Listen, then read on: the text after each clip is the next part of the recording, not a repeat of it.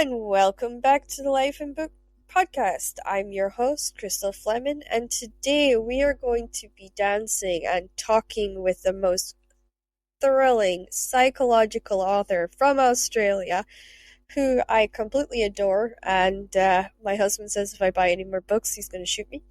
So, we're going to get into that. But first, just a little advert from a fellow Australian author, Marianne Curley.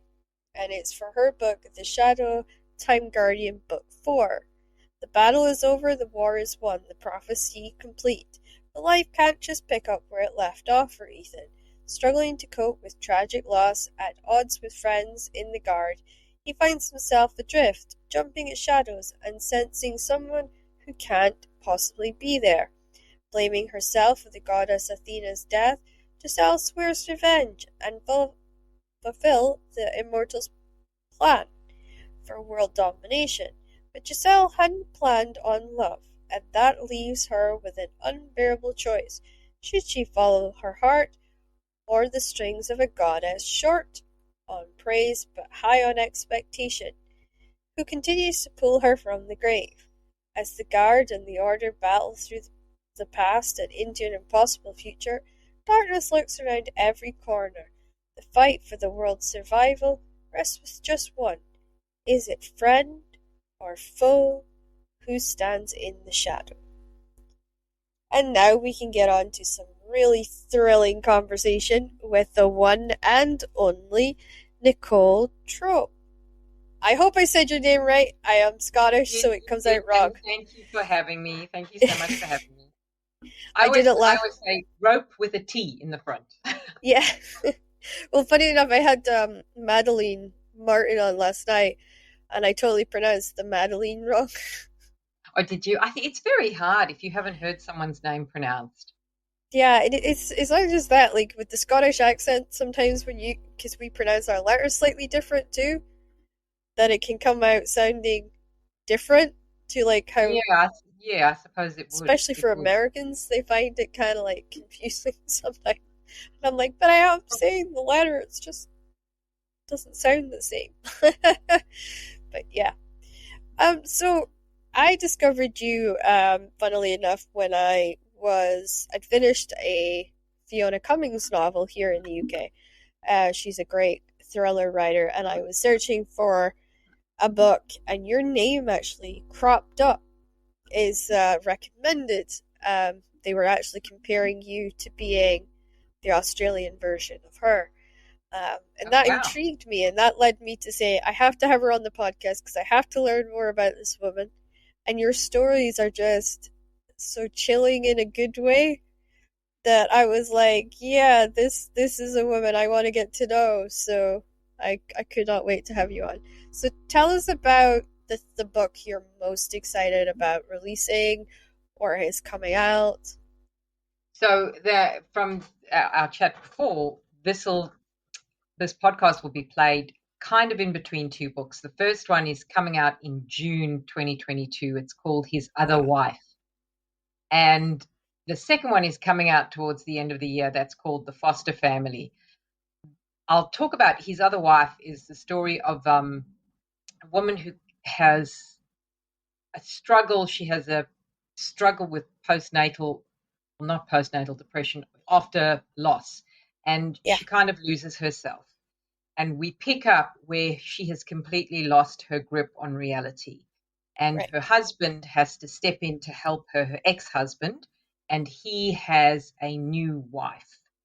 And so that's where the novel begins. But then we go to 3 months later when Sarah is finally well enough to come home, and she comes home to a world that's totally changed because her daughter is now being taken care of by another woman and her husband, and she has to find her way back. And there's a whole lot of different things that take place with Sarah having to figure out how she fits into Emily's world and just figuring out how to be in the world, and how Charlotte, her ex-husband's new wife, deals with the situation. And there are it's a bit of a different book for me in terms of it starts with voices coming in from the outside that are Oh, keeping Sarah awake. And what is she imagining and why is she imagining this? And so it is very different. And coming to the end of the book, that was quite interesting how that played out. it sounds it, yeah, and it sounds like you sort of stepped out your comfort zone with this one a little bit, and you're experiencing sort of different, would I say, different writing and different writing styles with this one? No, it's not really a different writing style. It's just, it's possibly, I think I'm experiencing a situation where, first of all, I had to get into the headspace of somebody who had suffered from a mental breakdown and Yeah, what that felt like. And it's centered around insomnia. And then I had to get into the headspace of loving a child that wasn't your child, because Charlotte loves Emily and she's doing the very best for her. And then there's this man in between who's a husband who's he's got his own issues, obviously, and he's yeah, dealing with these two women, and what problems he may or may not have caused and what he may or may not be involved in. So all of that plays into it. I think that I've often in my novels, the child has a very distinct voice, their own chapter and things like that. And this yeah, time she doesn't. She's only little, but I mean, she still has a very distinctive voice. But this yeah. is the first time I've done it. The perspective of the three adults is where I'm working from. Yeah, and that's, I mean, whenever you kind of like go into that situation where you're changing even just the smallest amount, I always find of like a different kind of writing a story, or you're having to change like just the certain voices that you pick out. I always find that's a huge leap almost when you're writing, because it feels like you are sort of like coming out your comfort zone. You're kind of pushing yourself out and saying, okay, I'm going to test myself with this. So how did you, personally get into the mind space of that sort of mental breakdown? Was COVID a really helpful factor for your research, or was it not so To much? be honest, I think insomnia is a very helpful part of it. That Yeah, idea of, and if if you have a child, you know that you go through all these months of literally no sleep, and then yeah, I think as we get older, insomnia for a lot of people don't sleep, and the way you feel, I went through a particular period where I wasn't sleeping for a lot of days, and I woke up one morning and I was talking to, I think it was my husband and my son, and I was so angry at everybody and everything. And yeah, I realized that what's happened is that my body can't rest, and it's so important. And I think that if it's a continual thing, it can. I mean, there's a reason they use it as a form of torture. yeah, of course. And to be honest, I last year I had 3 weeks where I just didn't sleep. So I know what Wow. that insomnia feels like. Fortunately, I was getting a jaw surgery, and it got messed up, and they had to give me very strong painkillers. And my response whenever they gave me really strong painkillers is I become an insomniac, and I can't Oh, sleep. So I'm like sitting there, eyes huge because I couldn't sleep, and yeah, so I mean, I understand that probably better than anyone, and I've had sleep issues my entire life, so it was so good for me to kind of experience like the journey from understanding, okay, sleep. I used to go, oh, I got a sleep issue, I don't care. I'll just take the tablets, I'll fall asleep. But not having the tablets for those 3 weeks and then having the painkillers that kept me up was just, oh, yeah. it was And hell. I was so glad to get them back where I I'm could sure. sleep again. And and you can literally feel like you're losing grip on reality, which is what Yeah, does you do. happen to Yeah. Sarah in the middle of the night. Everything feels impossible and worse, and Hmm. sounds are elevated, and your heart rate is elevated, and you get yourself Yep. into a loop. So And it's yeah, so that was exhaustion an too. interesting Yeah. experience to think about. And I think it's worse if you have a particular insomnia where your body's exhausted, but your brain Yeah, just doesn't turn off. It doesn't let you sleep. I think that's where that particular kind that I've noticed, sort of experiencing and being in sleep clinics and stuff, seems to be the one that has the most emotional toll, I would say. It was the one that made people really angry. It made people very emotional. And anyone that's gone through that will really connect with your novel, I think, on a whole other Yeah, level, yeah, because they'll be able to say, holy crap, there's somebody else has felt this. It makes them feel less alone. And I always say that sometimes books are really good for making people feel like they're not alone in situations. And absolutely. That's pretty much everybody who contacts me, yeah, readers who contact me, inevitably contact me because they felt, oh, somebody got this. Somebody yeah, understands what I'm feeling. And that, I mean, that's pretty much the best part of writing. yeah. And I think that's incredible. And our job here at the Book and Life podcast is to do that. It is to connect people with novels that they wouldn't otherwise look at, but is really good for making you feel connected into the world, especially since COVID, where a lot of us feel very disconnected, where, we spent, 2 years living in our houses in our fluffy pajamas and hardly getting dressed properly or hardly ever getting to go out. And now all of a sudden, Yeah. we're supposed to go out and we're supposed to be living our lives outside the house and computers. And it's almost like some of us kind of struggle with that because we're forgetting how to do that. So for authors, I feel like it's even a little bit harder for us because we all live with the computer because that's Oh, our way yeah, of working. It's definitely. our Yeah. it's our life. But I think it's even harder because you're having to kind of find that extra energy to get up and to get dressed and to go outside and to have conversations with people and that don't live in your house and socialize. And I mean, I'll openly admit I really struggled after it, like after everything got lifted, to go out because I was still nervous about it. I was still kind of like, and I had to try and convince myself that it was worth leaving the house. I wasn't losing writing time. I was adding to Yeah, research and I think that you can start to feel like it's when I know that anytime I'm at home, if I'm not writing, if I'm not doing something domestic, if I'm not writing, I feel like I'm wasting my time. But yeah, I do force myself to go out. I sort of have a morning a week where that's when I run errands, and I've turned it yeah, into something where I then get the paper and and read the paper over a coffee, and so it's my time out of the house because otherwise I barely leave the house at all.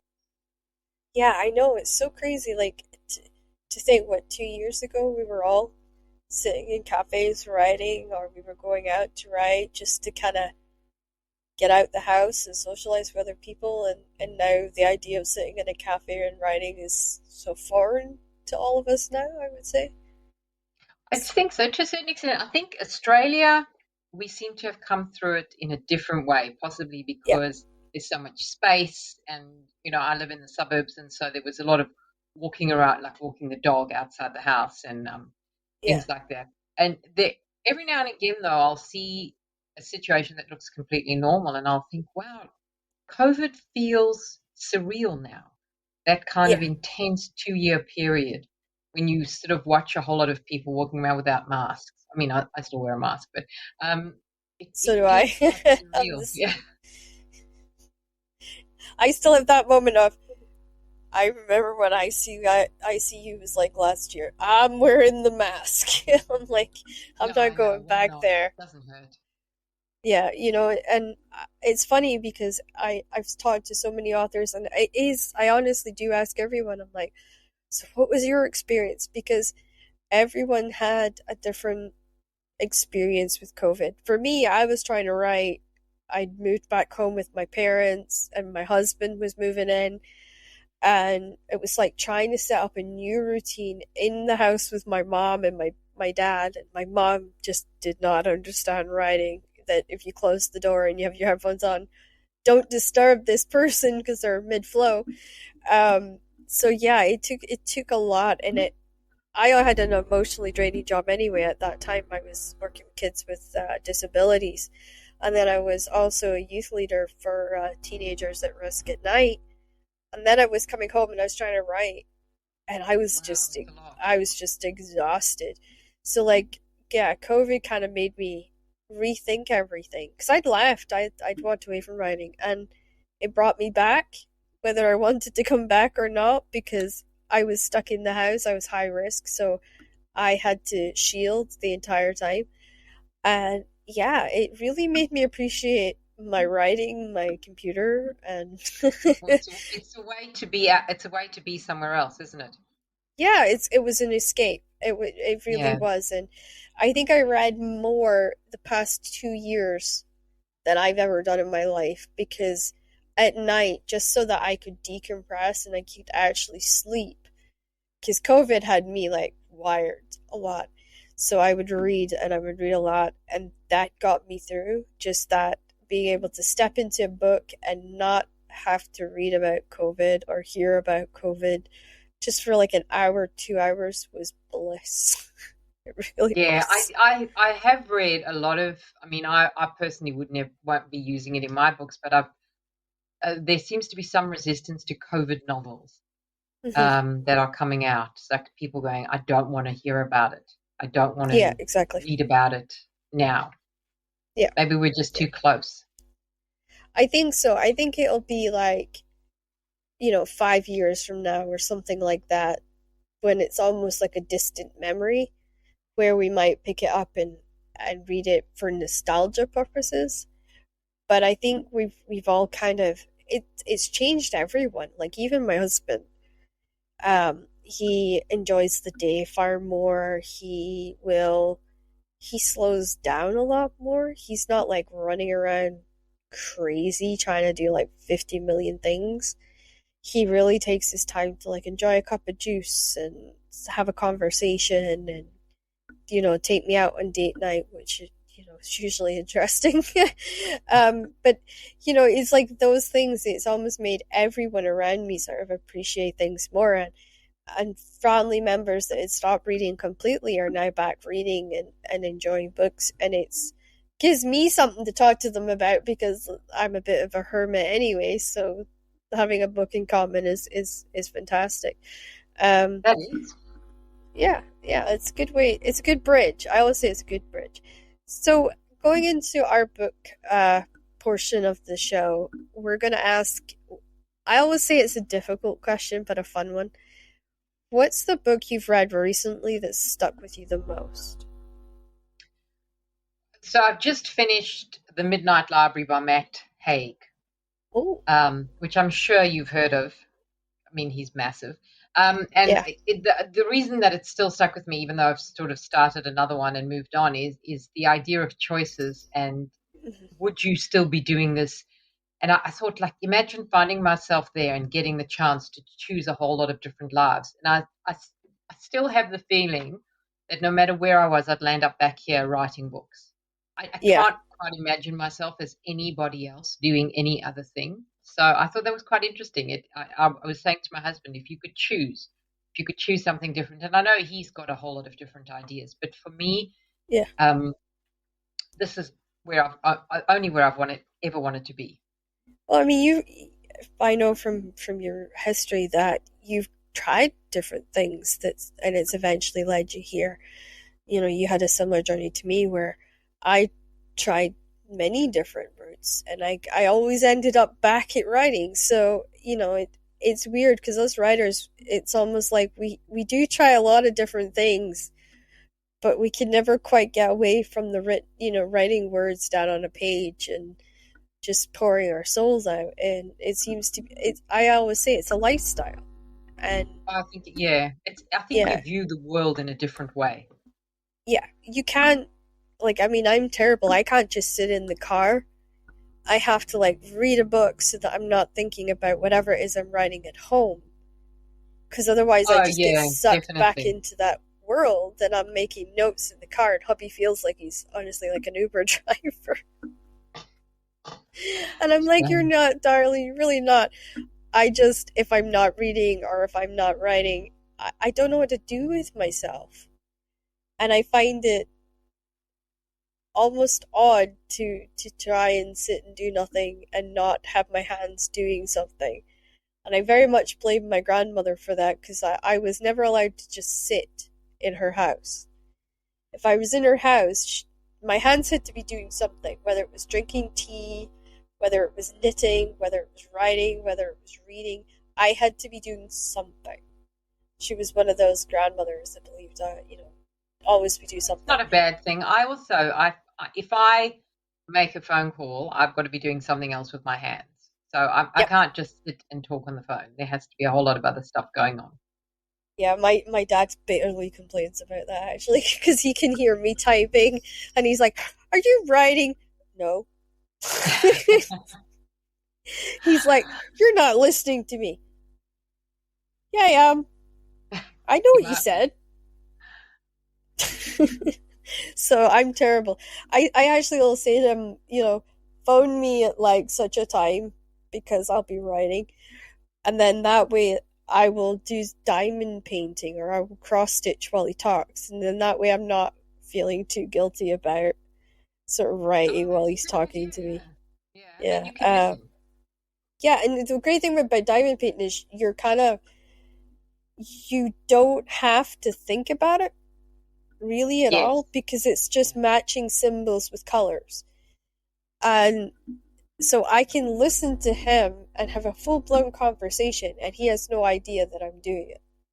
So that's kind of my thing. Or if I'm doing, because I do a lot of research for my books, if I'm watching a lot of nonfiction shows, because I'm terrible, I'm a true crime fan, but I've never done a crime or a thriller novel that's been published.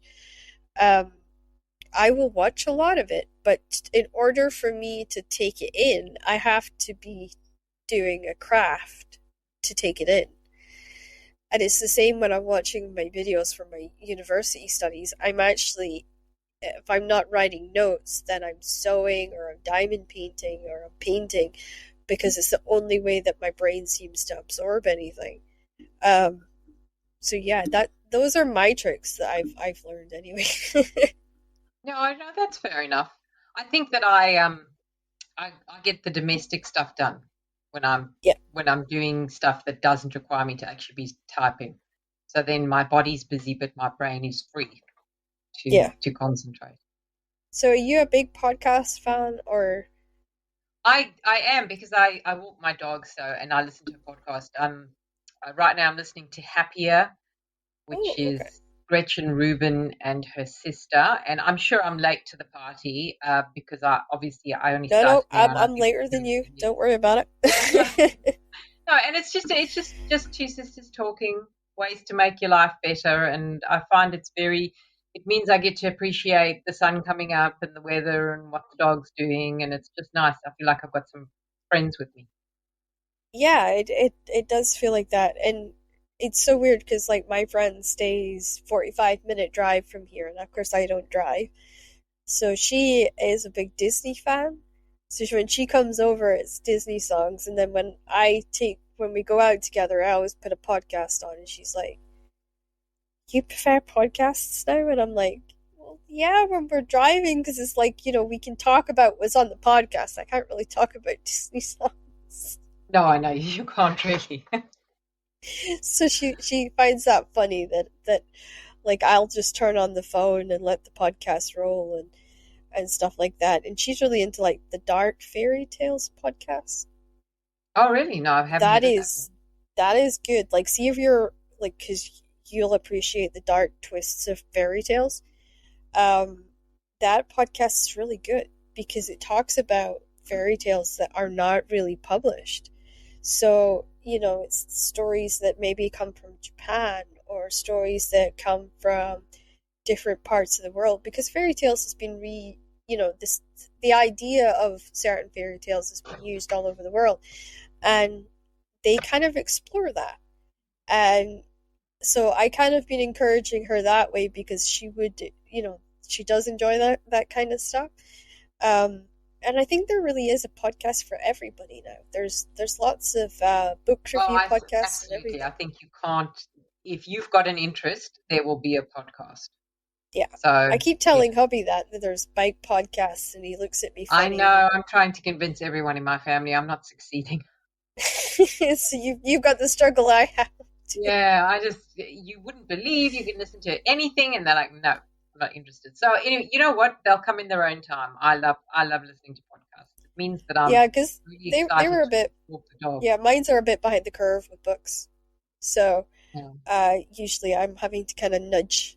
them, you know, like, oh, Fair this enough. is a really good book, try to like encourage, but without like, appearing obvious about it. So what I do is I say, "Hey, I thought I'd lend you this." That's my new technique, Oh, and is it it? Okay. works. It works, and I they don't listen to my podcast, which is I think is brilliant because I can let in people in secrets and stuff like that. But yeah, I'll go by and I'll say, yeah, this book I've just read it. It's really good. Do you like it? And they're because they come from Glasgow. A lot of my family, anyway, they all love crime because Glasgow was it was a port and it was a miner's place and they had the steel works and they built ships. So they're a very kind of crime orientated group. So I usually get thrillers and stuff that I know is gonna like make them sit up at night and read and kind of do something other than watch the television, and that has worked wonders. So that's That's you excellent. can try that trick with the podcast. Say, hey, I I know was wanting to I share would have this to with go you. searching for things that would interest them, I suppose. Yeah, and then just sort of drop hints about it, and you'll find it works. It's odd. It does actually work, and so yeah, I'm going to try that today with my hubby. Is I'm going to look for bike podcasts and then Okay. encourage him down that route because he has Spotify. He just doesn't know how to use it. No, I know. If you don't know it's there and if you aren't looking, yeah. So it took me a while to find it, but now that I have, I'm a firm fan. Yeah, so am I.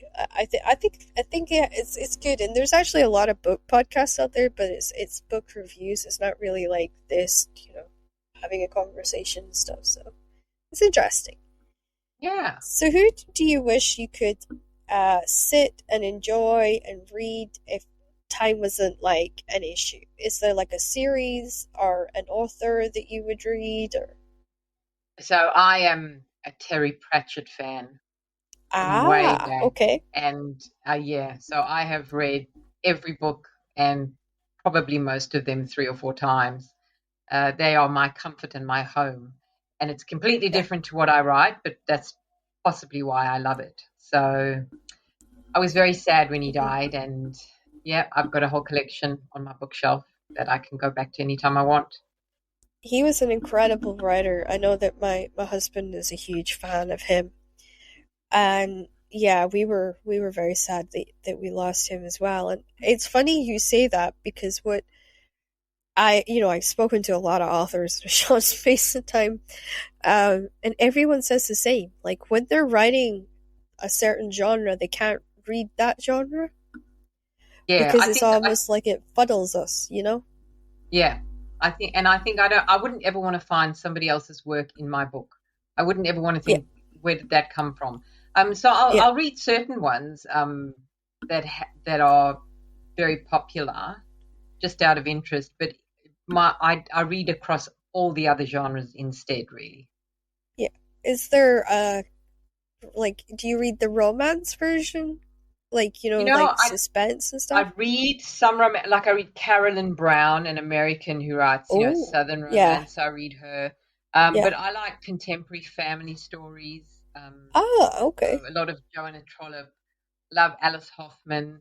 Um, I love Rosamund Pilcher. I mean, I know she's not Oh, writing anymore, but her books yeah. also are wonderful. And so I'll read just about everybody.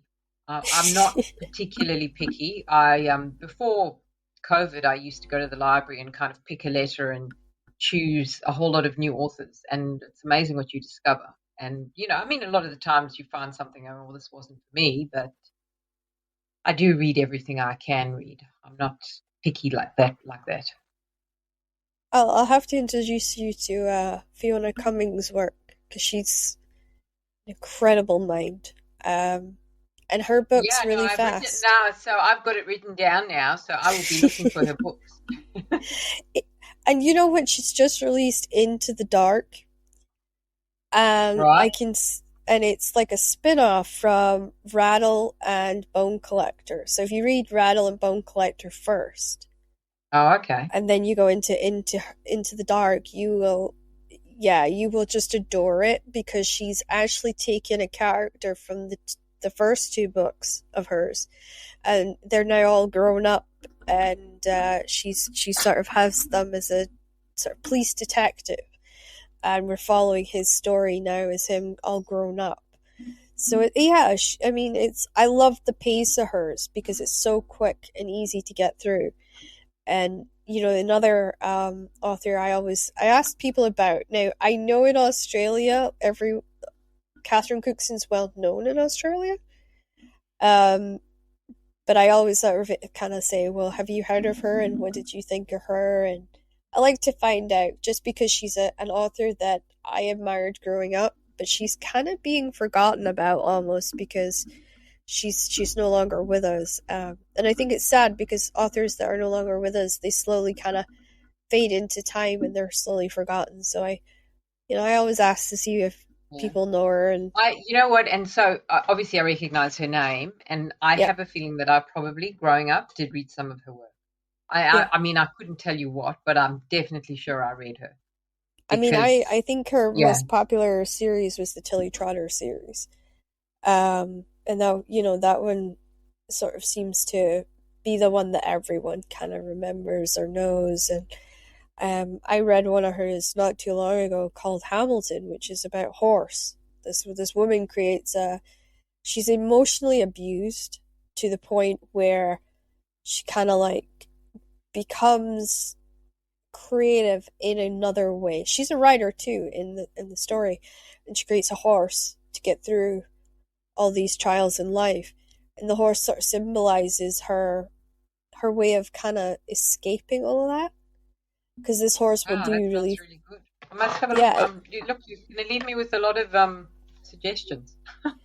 yeah, I do that. It's funny because another author said my husband's gonna go and shoot me now because I'm gonna go out and buy all these books, and he's gonna be like, where did you get all this from?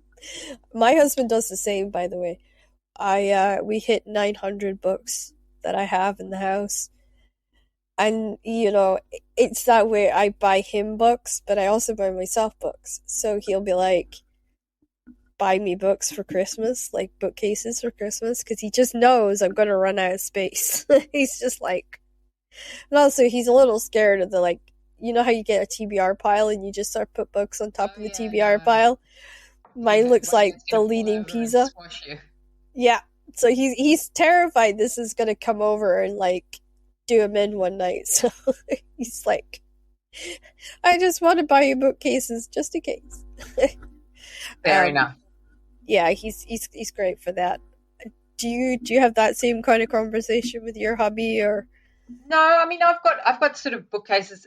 There's bookcases everywhere and books stored everywhere.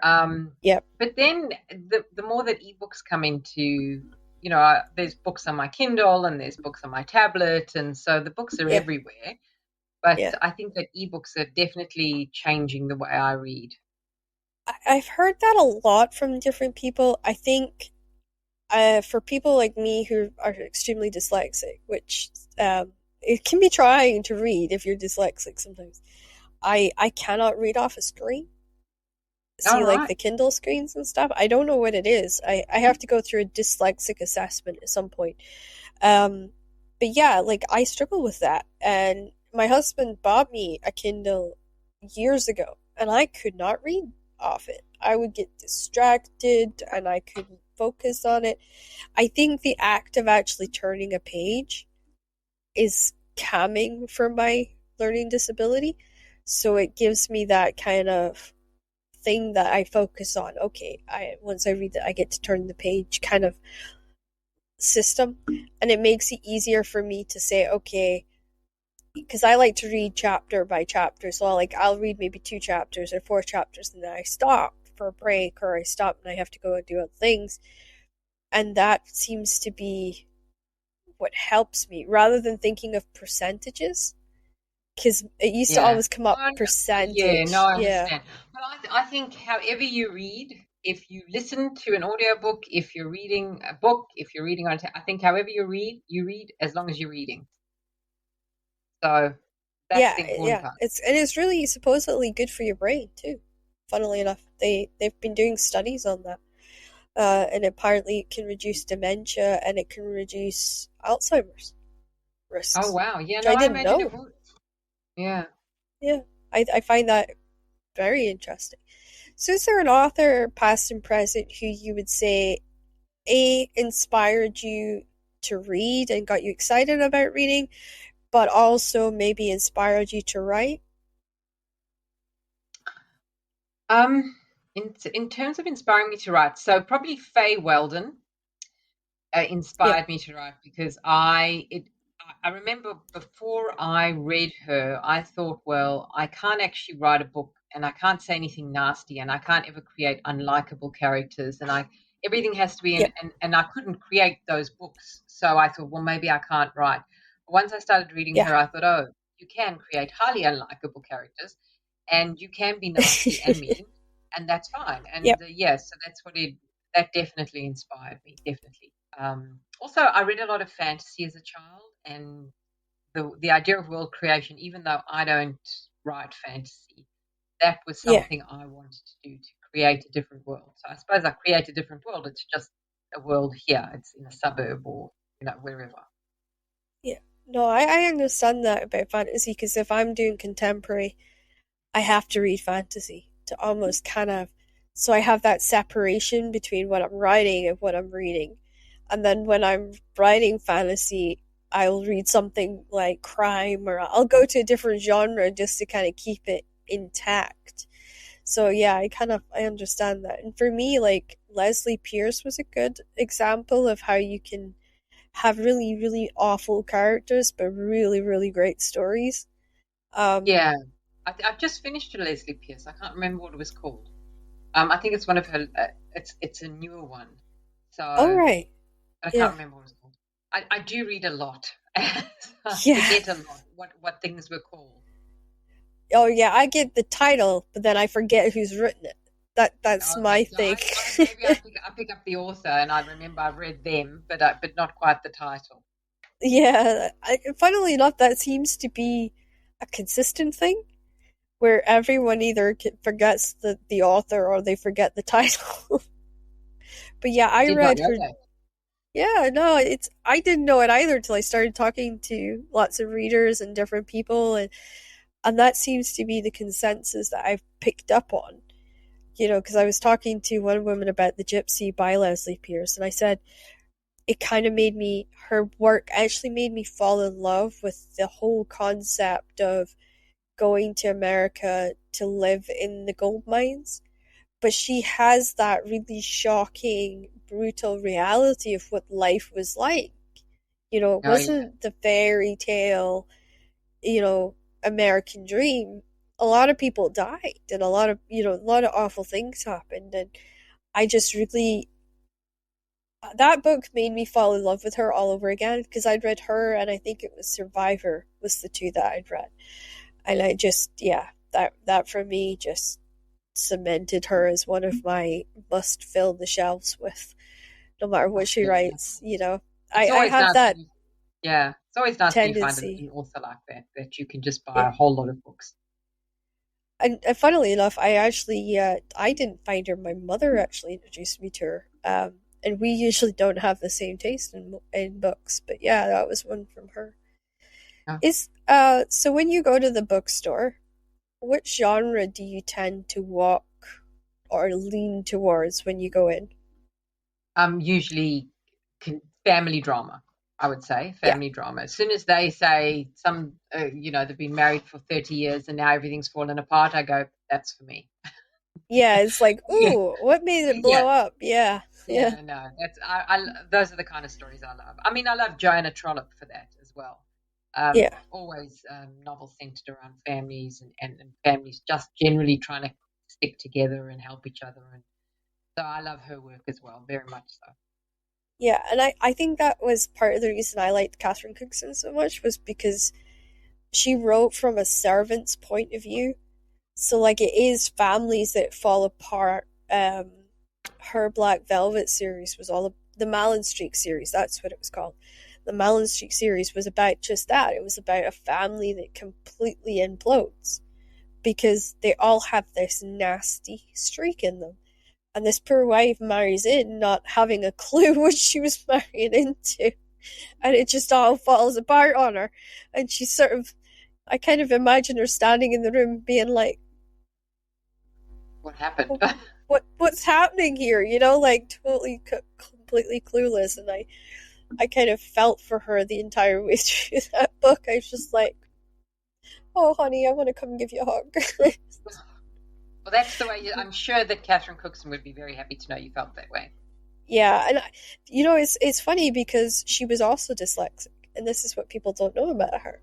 Oh, So really? that was why she wrote her novels the way she did. She actually wrote her books the way she would speak. Oh, okay. So that's Yeah, and look, it worked.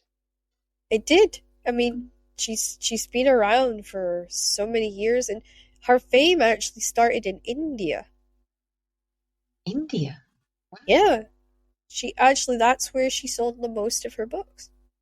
That's incredible. Yeah, and And that's a big that's population. yeah, and that's the thing most people actually don't realize is that that's where she exploded. And then she made her name in England, and then subsequently made her name in Australia. And she spread out from there. And yeah, I thought it was so funny that here's this woman with a learning disability that ends up, becoming this World famous. world famous author, yeah, and becomes a dame by the Queen. So she died maybe not having a university degree or being educated, but she was a dame, and they gave her was one of the universities awarded her a diploma in writing, and Oh for yeah, no, her, yeah, they do that. Yeah. yeah, Oh, yeah, that's and I thought that must be pretty amazing. So I tend to I drift, did. actually, funnily enough, if I was to answer the question, I sort of just drift. I go through every genre just looking for something good. Um, Unless I go in Yep. with a list.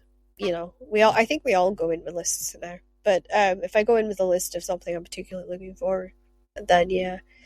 Has there ever been a book that you picked up and you just wished you hadn't? I looked at that question and I thought, You we need were to wanting talk to about avoid that one? Kevin. Yeah, I wanted to Yeah. avoid that one. But you know what? Why? All writers get criticized. I found we need to talk about Kevin. Made Yeah. me very angry. Um, Yeah. it felt very removed from the idea of motherhood, and everybody's Yeah. like, well, not everybody should be a mother, but well, really, a sociopath should not be a mother. But this woman Yes. was a complete sociopath, and there was nothing redeeming about her as a human being at all. And it's like, well, this is the worst case scenario of what happens to if you don't mother properly. I really don't think Yeah. that's the case. Not everybody turns into a horrifying serial killer. And I found it a book that upset me more than anything else. So Yeah, and possibly I could have done that's not without where it. you pick it up. Yeah, and I Yeah, don't think that's the point of a book is to yeah, to be emotionally distressed by it. I mean, for yeah. me, it was I think it was the sound. Women of Silence was mine. And I can't remember who wrote it now, but it was an art from St. Martin's Press, and I always remember it because it didn't have trigger warnings on it, right? Oh, okay. And it's about the women who are captured by the Romans. It's a Roman invasion. This guy is a Roman invasion, and it's the things that they do to them, Oh, that and sounds they're terrible. made slaves, and they're made all this sort of stuff. And I hated it, but I felt like I had to read the whole thing because it was an arc, and I Yeah. felt like I kind of owed it to the publisher to finish it. But then I was like, once I finished it, I struggled because I didn't want to write anything bad because I didn't want to like criticize an author for that. And it kind of really put me in a very awkward position. So yeah, I kind of wish I'd never picked it up. I think that today you'll have to excuse me. I'm just going to. Today I find that there you're making such a noise. Today I find that a lot of people are more than happy to DNF a book, and they Yeah, just put DNF at 30%, and that's it. I've made that decision. yeah, and I think it's awful because the book was so well written, and such a really, they must have spent a lot of time thinking it out and creating it. And I know how much time it takes to put into a book like that. Into any book, it takes months of our lives because Yeah. not all of us are pantsers. We don't just sit down and write. It's like a lot of us are very constructive. We break down the novels, we make notes on the characters so that we know, so we don't forget their hair color and their eye color and Yeah. what was the name of the dog. I'm terrible for doing that. Suddenly turning to my husband and saying, what did I name the dog? And he's like, well, what one are you writing? So, because I'll forget to say I'm working on such a project or whatever. Or if you suddenly get edits in the middle of writing. Have you ever had that where you're writing and then suddenly you get edits dropped on you and you have to stop what you're writing and go edit? Yeah. I So find that quite, you have to kind of step away for a day and then come back. And then I yeah, find it difficult, especially now I'm in the middle of writing a book that's due next year. yeah, Or the end of this year. So at some point, I can't even remember when it's due. And then I got some edits, and I knew as I started the edits, that whole book, I'm going to have to go back and start reading from the start to figure out where yep. I was and what I was thinking at the time. It's a That's difficult what. situation, but Yeah. I really wouldn't have it any other way. Yeah, exactly. Because it's so funny I say that because I was actually in the process of writing this contemporary family oriented story. And of course, what happened? I got hit with two sets of edits, one right after the other, on top, like right in the middle of my whole writing set. And I was like, no. if she'd come a week earlier, or if she gave me like 3 weeks the other side, I would have been okay. But it's the fact she's dropped it right in the middle, and I'm like, that way where you're just like, because now I have to stop and go and do the edits, but I can't remember that book, so I'm starting from the beginning. Yeah, look, Oh. I feel like I have to hold the whole book in my head when I'm editing or working on it, and so anything that interrupts that stops it happening. Do you find it hard to close your novels? Like when you get to the last chapter, do you find that you kind of procrastinate almost a little bit because, like, when you close that final page, that's the end of this people's story, and you have to walk away? I've just finished an edit now that I finished today, and Yeah. the last few lines I read it twice, and eventually I thought, why don't you just stop now? It's done, and Yeah. it's true. I did feel I did not want to let go of these particular characters. Yeah. I'm just not quite ready to let go. I mean, there'll be another edit, but it does feel like I've done the majority of the work now, and the book Yeah. is kind of living on its own. Yeah, and it's so weird you say that because I think that's why I write series, because I don't want to close the book. So I leave it so I can go back. And yeah, it is. I would love to be able to write a series. If I ever got the inspiration, I would love a series. It would be nice, and also it would be great to have characters that you could follow, so you didn't have to explain them over and over. You didn't have to explain them each time. Like, people knew this is what she looks like. This is how she dresses. This is how she thinks. So you kind of don't have to. I find I have to start. It has to be a new person every time I start a novel, and a whole lot of new people, and everybody needs specific characteristics that have to be sorted out. So a series sounds like a nice idea. It is, and I mean it's so weird because I have a series. I'm 5 books deep into a 32-book series. Wow. And yeah, we were over ambitious when we sat down and we broke it down because I write it with a co-author in Germany, and we sat down and we broke down every book, every chapter of every book for 32 books. And it is good because I only change them slightly every book just to show that they're aging. So it almost feels like the reader's growing with the books. Yeah, and that's so that, I would love that. So it's like a moon rising kind of effect. And I do a lot of like changing of seasons in my books. I put in meals in my books because sometimes we forget to put the characters to eat. Yeah. Like, and it's also a good reminder for me to go eat if I have a scene. So I go, oh, I need to have lunch, or oh, I should really go eat my dinner. Like it's almost like a reminder for me to like take a step out for 5 minutes, kind of get some substance in me, and not just drink coffee all day, and then go go Yeah. and No, I go wouldn't and cope continue with writing again. coffee all day, to be honest. Yeah, I have to. I have to remind myself. It's awful. So we're going into writing, and this is, I always say, my favorite part, and I think it's everybody's favorite part when we get to this. So, but the sort of first area that we're diving into is how do you go about creating your darker characters, your evil villains, and the darker edges to your storylines? So I think that I was thinking about this, and I was thinking I couldn't create a character darker Yeah, than what I can read about. Like I think like yeah, I'll think of something and I'll think, well, that's just awful. How can you be that kind of a human being? And a week later I'll read a news article of somebody who's even worse than that. And I'll yeah, think, so I think that these characters that I create, specifically because I do contemporary writing, yeah. they all exist. They all very much exist. And I I always feel, well, nobody would actually behave like that. Nobody would actually do that. And then I get an indication that absolutely, yes, they would. So Yeah. I know that I'm working within the realms of human experience currently. So I don't, that's, they just are So there. you They lean on appear one day. realism then. Yeah. Yeah. Yeah, I think, and I love that. Like, that's something that a lot of authors don't do anymore, is look for the realism in things. I think people sort of stretch, how what characters can do to the point of sometimes absurdity. So it's always nice to have somebody that I work with, or I get to read, or I get to enjoy, that has that realism element and refers back to realism.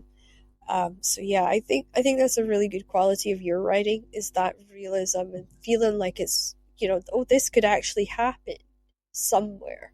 Like that connection is really good. Yeah. I do. I don't, there's a certain element of psychological thrillers where some character that was never involved and you never considered and you never even thought about because they appeared, twice in the first half of the book, is now all of a sudden the villain. And I find that that doesn't work for me. It has to be a situation whereby you can, if when you the villain is revealed, shall we say, you can go Yeah, back and go, oh my god, of course I was. It was there all along. It was obvious all along, and I just wasn't quite paying picking it attention to up. that. Yeah. Yeah, And yeah. so, yeah, that I prefer if it's something that can happen. And as the old saying, truth is stranger than fiction. There is nothing that I could write that is not, that would be as strange as real life. Yeah, no, that is very true. And that's actually, funnily enough, I am working on a psychological thriller, but it's also a procedure at the same time. And I found a detective in the US who was on the first 48 hours. And I asked him if I could work with him, uh, to fact check, a lot of the procedural stuff. Because I'm not a police officer, so how am I supposed to know certain things? And yeah, that's how I did it. I wanted to keep it as real as possible. And he said, there is situations where murder doesn't make sense, or certain, crimes just don't make sense, because people are not always logical. People are emotionally driven beings, and that has a factor in it. And, that's why when DAs now in the US train to be DAs, the police officers say, well, what's the story? Tell us a story about what happened that night, or to this person, or do you know what I mean? And it's weird to think that somebody must be sitting there teaching them how to write and put together these stories from the factual information that they're provided. Yeah. I find probably why I enjoy writing is because I find newspaper articles and general reporting of something that happened completely, it, it doesn't feed my appetite for knowledge of Yeah, why something happened. So they'll say, uh, a man killed his ex-wife, and after having an AVO taken out against him, and they'd been fighting. And I want to know, well, how did they get together? Why were Yeah. they still together? What was the Why did they situation? How fight? did Yeah. he get there? Why did he get there? What led him to that day? And so I find that I need to answer all those questions that never get Yeah. answered when you're reading a newspaper article. And that's where a lot of my books come from. I want the answers. I want the whys behind what happened. See, it's so funny you say that because what you're describing is deep point of view writing. And that's something that really, it amazes me it's not done more. You ask the why questions to everything, and I wouldn't have learned that myself if I hadn't actually started off writing wrestling. It sounds totally bizarre, I know, but wrestling writing is you're borrowing somebody's character, which is really honestly their personality but turned up to full. And you're borrowing that and you're writing a storyline for them, but sometimes you have to work with them too. And you have to Yeah. take into consideration that they're going to ask me, well, why am I having this match? Why am I fighting this guy? Why do I have beef with him? And if it's, that's what a good wrestler, by the way, is supposed to ask for the wrestling fans out there that will check this out. Oh, yeah, no, And I watched a program. It was a program about wrestlers. I can't remember yeah, what it was called. There's only been only been one of them, an American wrestling family, and they talk very much about how what is behind it is the story, and that's yeah, what the fans want. They want the story behind the characters and why they're involved in this match. that's Yeah, so exactly it is. right. It's a It play. wasn't the Rhodes, was it? Maybe it was. It's about a Dustin family. Rhodes I know they and own a wrestling an arena. Heels. Was it Yes, Heels? yes, Heels. heel. Yeah, I Yes, know. I knew. I knew if yeah, I asked a couple questions, I'd get there. yeah.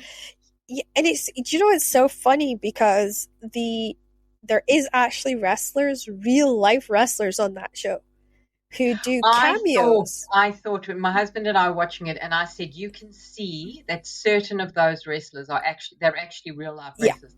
It's yeah, like some military dramas where you can see real soldiers being brought in as extras, and yeah, there's a certain way that they carry themselves that you can see that they've actually yeah. brought in real people. Because see the one that did had his son in it. That guy that Uh, came in. I think Oh, so. Yeah, I think yeah. yes, That was CM Punk, who's one of the biggest, most well-known wrestlers around the world. Oh, He's so okay. popular in Australia. But he actually came in as a cameo for that show, and they actually had him in for like 2 or 3 episodes. But the actual all the main characters aren't wrestlers at all. So Yeah, but they you had to can see learn that. it Yeah, and they would have had. live it, Yeah, yeah. yeah. And it to me, like the guy that played the leading role, he had done wrestling before, but he'd done it with WWE. So when he came to acting it was a totally different environment, and it Oh, was okay. totally different to be doing it in the way that he did. So you can almost imagine writing that and the story behind writing that and learning that actually translated quite well into novels, because Yeah. I had to be able to sit there from a kind of like an almost like a reader's perspective, and I had to be able to answer, well, why did she pick that flower? Why is that her favorite flower? What does the flower have a meaning that we don't know? And I had to be able to answer all these why questions. And I particularly, one of the people I learned from, he asks why to everything. In fact, he used to drive me mad with the whys. Because I would say, right, we're doing this and this and this. And he'd be like, but why? Oh, I know. Yeah, but I think Yeah, it's good. You have to have the whys. Otherwise, yeah, because if there's no motivation, well, what's the point? yeah, exactly. And I would say I'm a better writer because of him. However, he did read one of my novels and came back and said, you do realize you have a gigantic plot hole I could drive a semi truck through? Oh, that's not And good. then he pointed it out. Nobody, not a reader, a reviewer, no one had picked it up. Oh, And he okay. did on the first read. And I was like, oh, I can't believe That this. one reader who does. There's always that one reader who Yeah. does. You know that way where you just sort of like slap your face in your hand and you think, I can't believe I did that. So, yeah, now I double check as I'm going through my book. I'm like, is there a plot hole there? And I have to kind of really look closely just because of him, because I'm Yeah. scared that he's going to turn up and say, "Well, you have a plot hole here." it's, it's good for that, if nothing else. So yeah, but I'll I shall leave his name anonymous, as Okay, I he can see you are. Yeah. he knows who he is. Yes. So, what inspired you to enter the psychological thriller, with genre with your own voice? I think I thought that I was more suited to family drama novels, but Yeah, every time I wrote a family drama novel, there would be this twist. yeah, And I think when I started, I sort of sold myself as family drama. That's what I'm doing, family drama. But there was always this twist. And when it came down to it, the more I write, the more I have become adept at finding the things that are hidden yeah, that all of a sudden make something work. So it's been a development more than anything else. yeah. I think I started off very much more family drama, but there was always some element of the psychological thriller. And the idea that you can't put the book down, that you have to know, has Yeah. also always been part of most of my novels. Fingers crossed. That's the idea. And that's really good to have, and I think it shows through with the samples that I've been able to read and the things that I've been able to sort of look at. I think it really shows through in your work, and that's a really good thing. Do you feel like your work comes through as like a movie, or is it more like a jigsaw puzzle for you? So for me, it's a series of images, and I know Yeah, that when a book appears, it's a series of images, and even when I'm writing, I see the scene playing out before me, which is good and bad because sometimes I'll find myself I'll describe somebody doing, I'll say somebody says something, and then my editor will go, well, what are they doing right now? And in my head, I've seen them perfectly that, they're busy yeah. writing something down as they say this. But I have to slow it down. I have to slow down the movie. I have to describe everything I can see in my head. So it's always images with Yeah, I mean that's really good because like a lot of authors have said, "Oh, it's a movie," and then I've had some that said, "No, it's very much like a jigsaw puzzle," but it's like as you said, images that they're taking and they're making fit together in a me. sort Yeah. of long about kind of way. So, which character has stayed with you? You would you say the longest? Has there been a character that's hung around after a book's So finished? there's quite a few of them. They're mostly the children. Yeah, The boy Lockie from The Boy Under the Table. I've never forgotten him. Daniel from The Boy in the Photo. I've never forgotten her. Ruth from The Stepchild, who is yeah, a woman with agoraphobia and who creates piles of safety around her. yeah. So it's the unusual characters who sort of appear without me really thinking, well, I need a different character here. There's just all of a sudden there's this character here, and they arrive fully formed. So those are usually the ones who stick with me. Cool. Is there a character you wish you could have written more about? Yeah, I'd like in The Boy in the Photo, Daniel. I'd like to see how he grows up. I'd like to see Yeah, how all the children grow up. So I'd like, but it wouldn't work. It wouldn't work because I try to give them a life that they can go on living without me. So I wouldn't want to come back and interfere. But yeah, I yeah, think about the children. I would love to know more about them. And sometimes, every now and again, there was a book I wrote called The Secrets in Silence, and there was a woman who finds a baby, and I'd like to know what happened to her and yeah. how she moved on with her life and how that baby grew up. Do you think that there's a chance that your readers will see like these stories of the children after these books have been closed? Like, do you think you'll ever write about them? Or I don't think so. I don't think so. I mean, never say never. I might write something yeah, that needs more than one book, but I don't think so. I think once I get to the end, yeah. I think about them, and I'd like to know more about them, but I don't think I'd write about them. Has any of your readers asked those questions? Or Oh, yeah, they do. They do. I, a lot of people say I'd like to have heard what went on afterwards, but you do with a good book, don't you? You always Yeah, a want to good know what book, yeah. goes on afterwards. So that's the idea. I think that's the series writer in me, though, that's always like, I gotta know what happens next. And I can't quite let that go. So, yeah, no, I get that. What techniques have you found most helpful in your writing journey? But what's the ones that you've also tried and you thought, oh, why did I try that? Well, I used to write in a very linear fashion.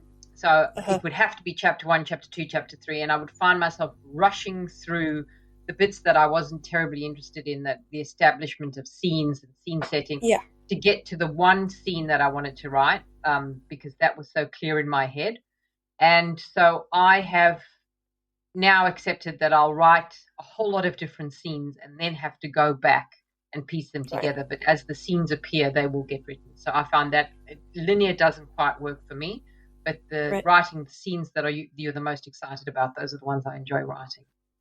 It's funny you say that because I'm actually trying that for the first time with one of my series, Will. And Will's kind of his book is very much like that. I wrote the scenes of Will while I was writing the book other books in the series. And he would just sort of randomly come to me and say, "Oh," and I would get inspired for a scene, and I would open a blank page and I wrote it down, and then I opened another, and eventually I ended up with them all in one document. So now I'm Yeah. kind of in that awkward stage of now I've got to tie it all together to make it Yeah, work. that can be difficult. That can be Yeah, difficult. But I find once those intense scenes are established, yeah, then it's easier to feel the book. And yeah. so that's what I enjoy. I enjoy doing it like that. I shall let you know how I get on with my jigsaw puzzle. Oh, fair enough. It's my first time trying it, so I might write to you and say I've gone completely insane with this one. If I get time to write it, because I keep getting pulled away by other editors and publishers, and I keep saying, but I want to finish that one. What is the sort of going into your life now, the thing that makes us who we are and the people that we are, to sort of defunk a lot of the reader's impressions of us in regards to that we're that we are very antisocial and that we sit in our big houses and we write, or we sit in our little houses and we don't interact with people. So in regards to that, we're gonna kind of get to know you as a person a little bit better and sort of humanize authors is kind of the way I put it. So what's the first thing you do when you want to de-stress from writing and editing and just chill it out? So I mean, my greatest pleasure is reading.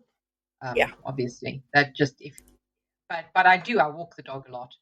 I think that being out in nature is a really healing thing for me, and I enjoy yeah, being out with the dog and just appreciating. And it's time to not think about anything but my surroundings and yeah, the colors and the sky and things like that. So that's how I really. There's a full stop to the end of a day because it ends with a yeah. walk, and it starts with a walk. So that there's always this. The day is bookended with It's like those coming full times in circle. nature. Yeah. Mm. Yeah. So I like that. I don't have a dog. I have two cats, and I don't think they would appreciate me walking them No, they like a don't dog. So. appreciate a walk. Well, we tried. We got them little harnesses to take them for walks, and as soon as I put the harness on Bob, he just goes floppy and lies sort of on his side Oh, okay. in So he protest. doesn't want to walk. No, he likes to go outside. He just doesn't like the harness. So. Fair enough. What hobbies do you enjoy, or ones that you wish that you could explore if you had more time? Uh, reading. Yeah, I don't do. So, I mean, I go to the gym, which yeah. is a non-negotiable because otherwise my back won't survive the writing process. But I think that's the no, case for all mostly of us. if Yeah, just given more time, I would read more. yeah. I think, to me, honest, I think that would be the answer for me too, because I used to ride horses. I used to dance, but I was, and I'm very qualified as a horse rider. And I love it. But since I shattered my jaw joints, I can't ever ride again because I can't put a helmet on. And you're here Oh, legally in the UK, you have to ride with a helmet. So yeah, I think for me, it's reading and writing is my life, and I don't know what else to do with myself, to be Yeah. honest. Well, you do the diamond painting and cross stitch, and so those are other things. Yeah, I do those as my my de-stressing calming techniques for when I get too pissed off at my writing. Fair enough. Because I go through periods where I just get really annoyed at my stuff and I go ah, and then I go away and I'll do like an hour at the paint, doing painting or diamond painting or sewing, and I feel much better. And then I can go back to writing, and I don't want to throw my computer out the window. So, No, it always helps to take some time off. yeah, I really find it amazing when somebody says they start writing at 6 o'clock in the morning and they finish at 6 at night. I'm like, how do you do that without No, oh, wanting to kill well, your I machine? couldn't do Yeah. that. I mean, I've got kids, so I couldn't do that. So there's I'm about to, well, we're trying this year for our first kid, and honestly, I'm so scared of how it's going to impact the writing, to be no, honest. they do. They get in the way. Yeah, that's what I But was thinking, yeah.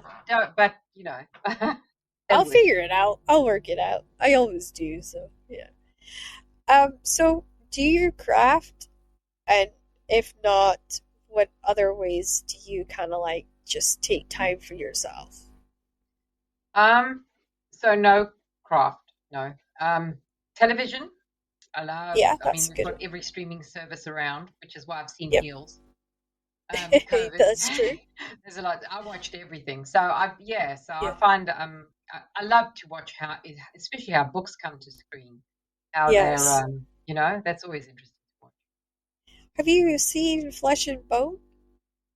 I have not, but I think there's a lot of stuff that doesn't quite get here for a Oh, while. yeah, that's true. So it's like It's the it'll same in the be UK. Yeah, because like it's we have coming Amazon on, and Prime. but in Australia it still takes a while to come. Yeah. Well, if it comes over to Australia, it's a ballet thriller. Okay, I will So have a look. it's worth looking that one out. It is not. You would not guess how it goes. Fair It's enough. one of those. It's really good.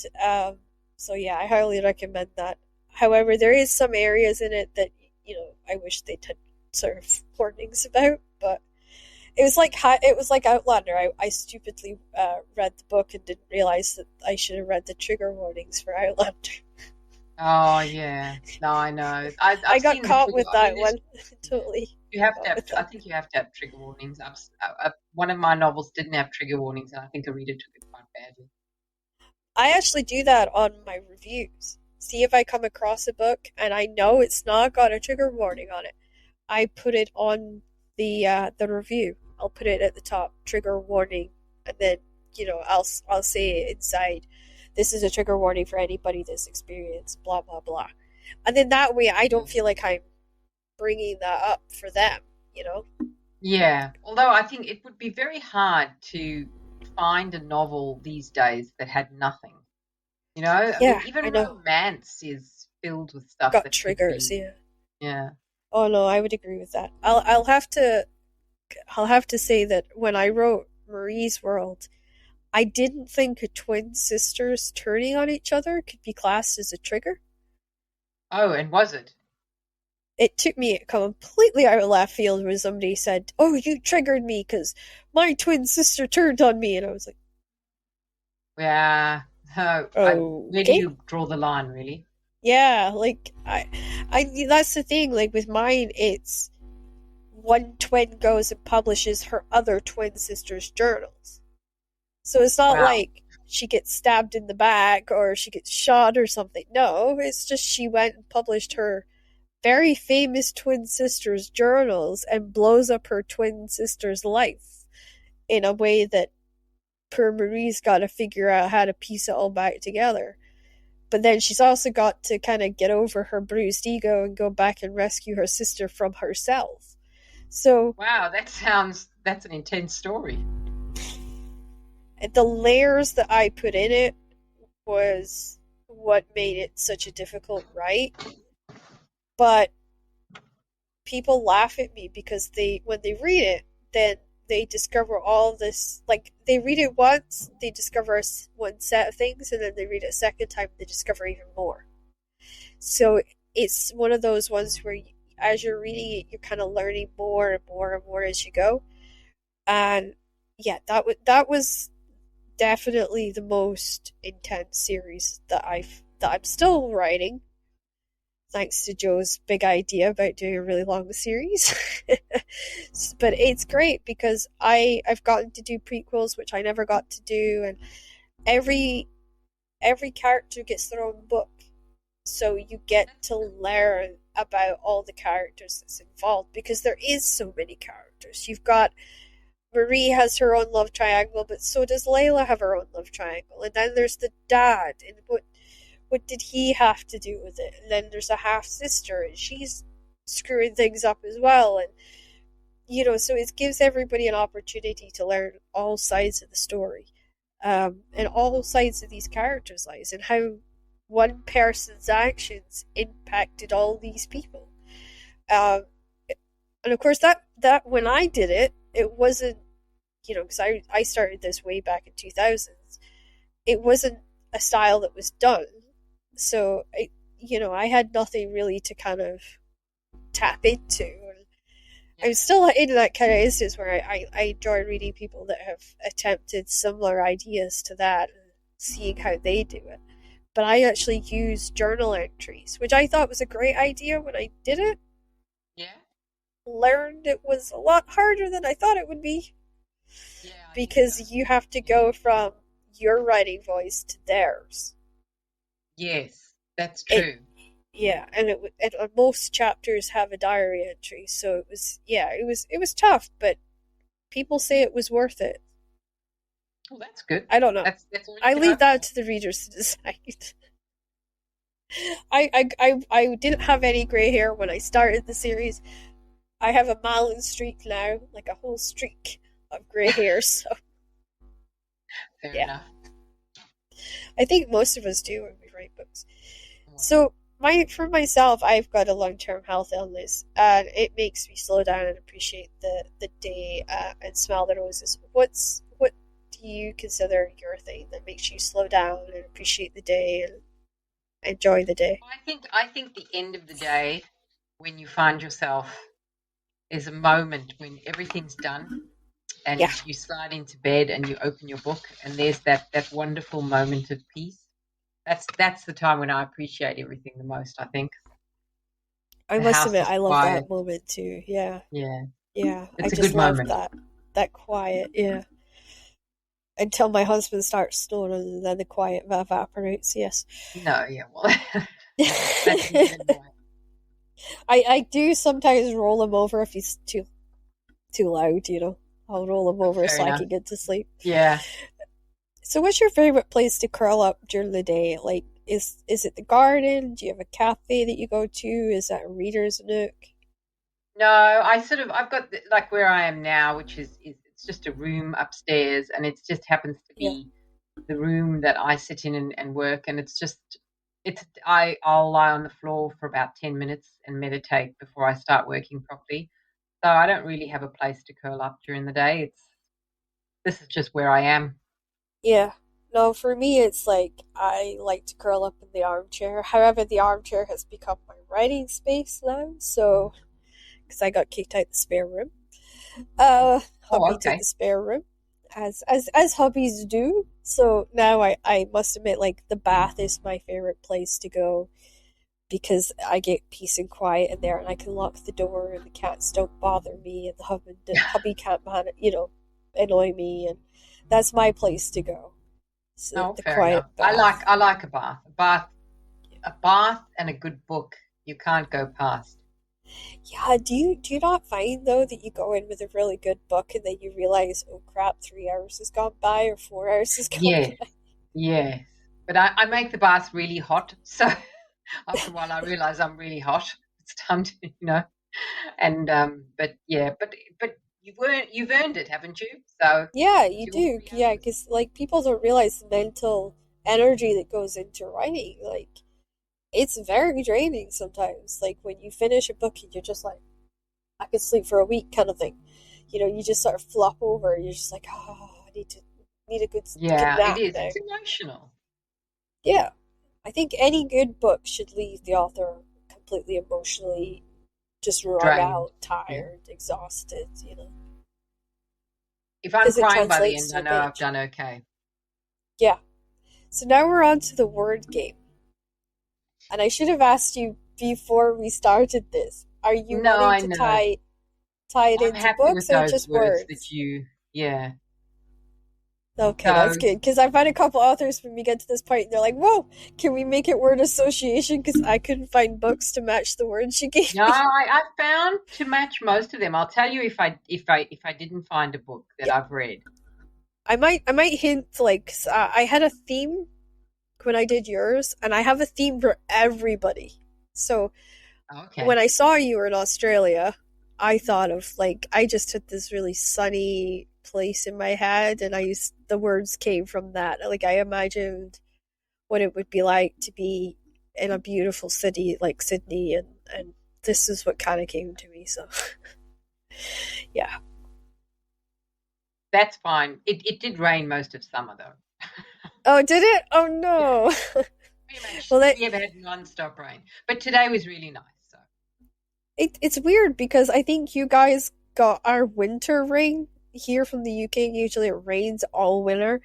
We've not had a lot of rain this year. We've had mostly like snow or we've had really weird frost, but we've not had lots of rain. So I think you guys actually got our rain this year, which is a I bit think we weird. got everybody's rain.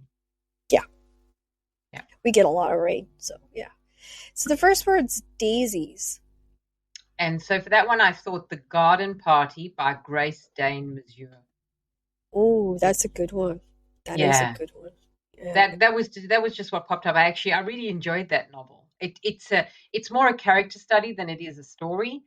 Yeah. All these different characters, but I really enjoyed it. I was probably just really very much in the right mood for it at the time. Yeah, I think some of those books though you have to be kind of in the mood for them, so that's good. Yeah. What about rose bushes?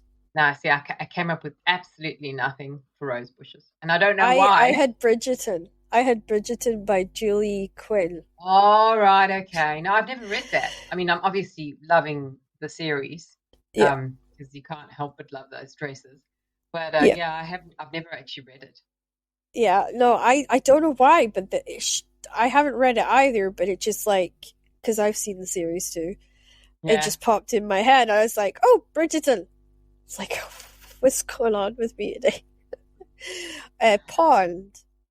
So I thought The Blue Bedroom and Other Stories from Rosamund Pilcher, and I don't know why. I think because of just Hmm, the way she describes the houses that her characters are living in feel like places where you'd see ponds, like little ponds. yeah. Feels very English, a pond. Yeah, it does. Yeah, I had the Wicked Pure Dad series by Debbie Glory, which Oh. is a very funny Scottish children's series about Loch Ness monster living in this girl's pond, Oh, and all this sort of weird things that happens to her and her family. That is a very if you're just wanting a funny book, that's yeah. a really good series for Okay. that. Yeah. Okay, so fish. Fish, I had The Midnight Library. I Oh, don't know why. I think there was a point at which they were talking about tropical fish, and it just immediately ah. reminded me of the book. So, I'll go with that. yeah. Swimming pool. The Sanatorium by Sarah Pierce.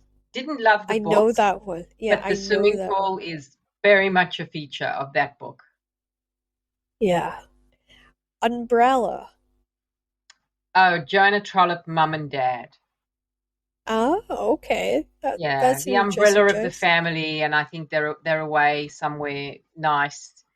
Um, and I don't have no idea why, but it felt very much like the right place. I had Umbrella in my head because I had Hamilton and Catherine Cookson going at the same time. Oh, Because there's right, okay. the girl always has an umbrella for some reason.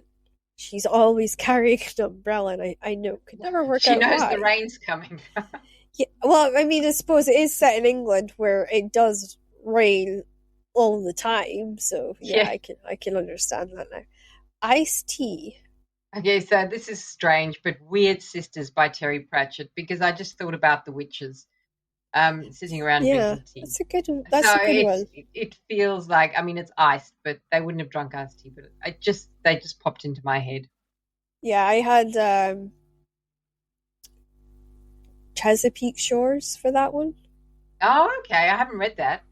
Yeah, that was I think that was a series to Netflix thing.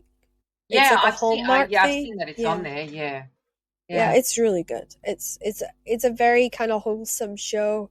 So easy to watch if you just need to like take a minute away from life. It's yeah, it's good. It's sad it's ended actually. Oh, Lemonade. Lemonade, Small Town Rumors by Carolyn Brown, because that's Ooh. all they do in the South is drink lemonade. Every time a character Oh comes home, yeah. they're having lemonade, homemade lemonade. I always crave a glass of homemade lemonade when I read those books. Yeah, you know that's strange. I would have thought iced tea for the south of the states. I don't know why. Maybe, but then you can't give the witches lemonade. Maybe you could. That's an interesting thought though.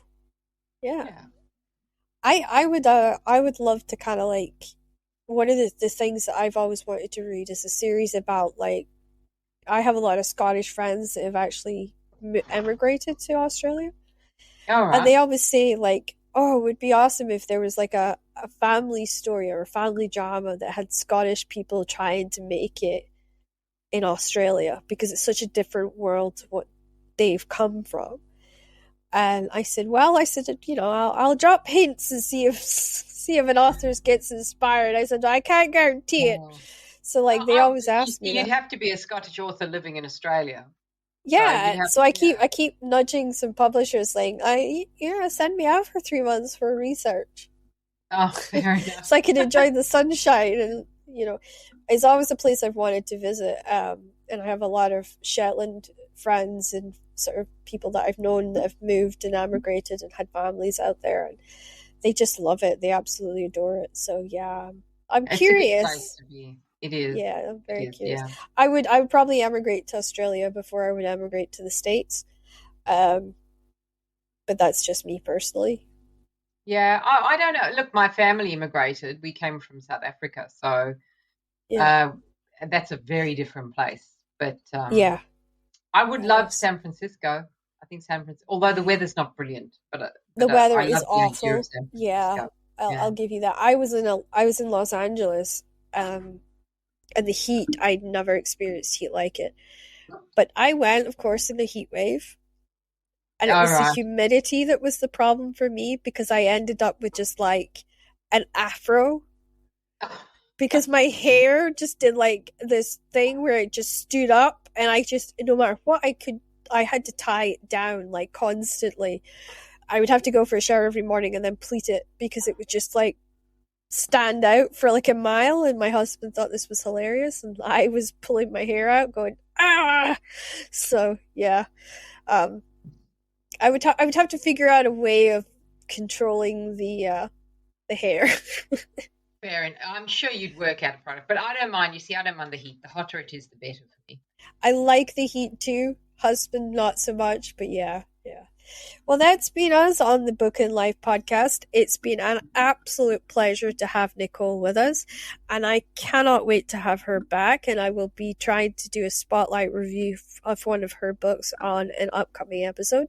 So make sure you guys keep an ear out for that. And yeah, come back next week to see what other amazing guests we have in store. There might even be some more crime. Who knows?